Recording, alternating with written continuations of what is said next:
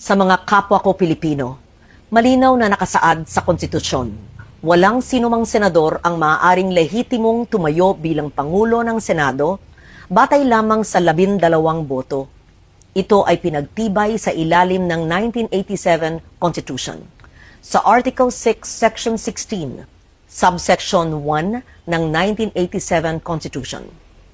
The Senate shall elect its President by a majority vote of all its members.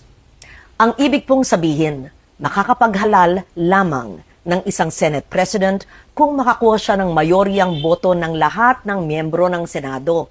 Ayon po sa konstitusyon, 24 ang kabuuang bilang ng mga halal na senador. Kaya naman, 13 po ang kinakailangan para magkaroon ng mayorya. Nakalagay din sa alituntunin ng Senado, sa Rule 2, Section 2, na the officers of the Senate shall be elected by the majority vote of all its members. Ang mga opisyal po ng Senado ay ang Senate President, Senate President pro tempore, Senate Secretary, at Sergeant at Arms. Hango at nakabase po sa ating konstitusyon ang mga alituntunin ng Senado, kung kaya't tulad sa Senate President, boto rin ng mayorya ng lahat ng miyembro ng Senado ang kinakailangan upang magtalaga ng Senate President pro tempore, Senate Secretary at Sergeant at Arms. Malinaw, 13 boto ang kailangan. Sabi din po sa Rule 15, Section 44 ng alituntunin ng Senado na except during the election of officers, a majority of the senators shall constitute a quorum. Simple lang po ang kahulugan nito. Iba po ang bilang na kailangan para sa quorum. Iba rin po ang bilang na kailangan para po sa eleksyon. Kapag eleksyon po ng mga opisyal ng Senado, kailangan ang mayoryang boto ng lahat ng miyembro ng Senado upang sila'y mahalal.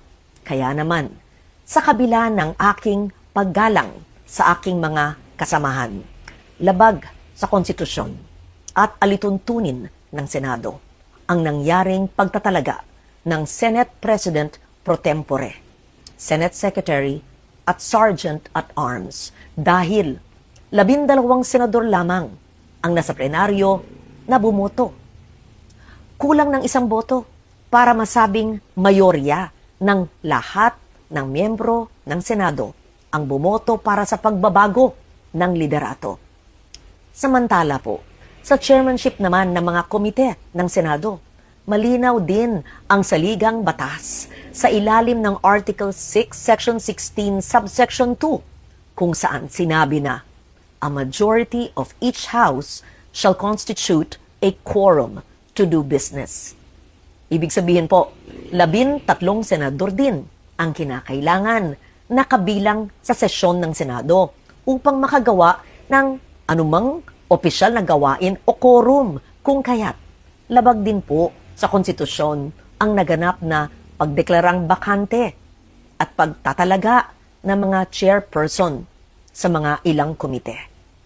Madalas pong binabanggit ang mga nasa minorya ang kasong Avellino versus Cuenco upang palabasing lehitimo ang naganap na takeover sa Senado.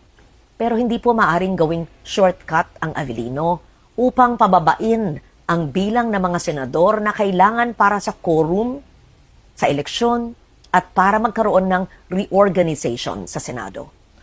1949 pa ang kasong ito at naganap sa ilalim ng 1935 Constitution. Nagbago na ang ating saligang batas, 1987 Constitution na ang sumasaklaw po sa atin. Dito, malinaw na 13 ang kinakailangang boto para maghalal ng Pangulo ng Senado at parehong bilang din ang kinakailangan para sa pagboto ng mga opisyal. Hindi rin bago ang patakarang ito noong pang 1973 Constitution. Malinaw na ring nakasaad na ang Speaker ng National Assembly ay dapat mahalal sa pamamagitan ng mga mayoryang boto ng lahat ng miyembro. Kung tatanggapin natin na maaring basta-basta na lamang bawasan ang bilang ng mga senador na kinakailangan para sa eleksyon ng mga opisyal at pinuno ng mga komite, malaki ang magiging epekto nito sa operasyon ng mataas na kapulungan.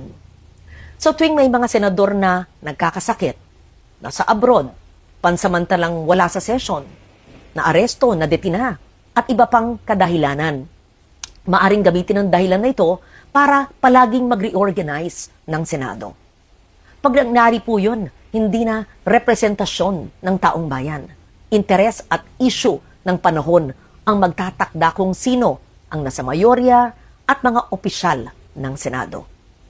Ang magiging labanan na lang ay kung sino ang makakapagbawas ng pisikal na presensya ng kabilang panig sa bulwagan.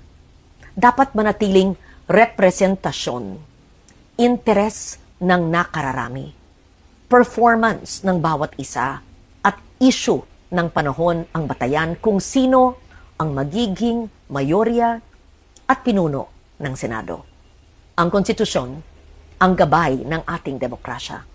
Ito ang dapat nating ipaglaban para sa Senado, para sa ating mga institusyon, at higit sa lahat, para sa bawat Pilipino. Si Loren Legarda po, ang inyong Senate President pro tempore. Maraming salamat.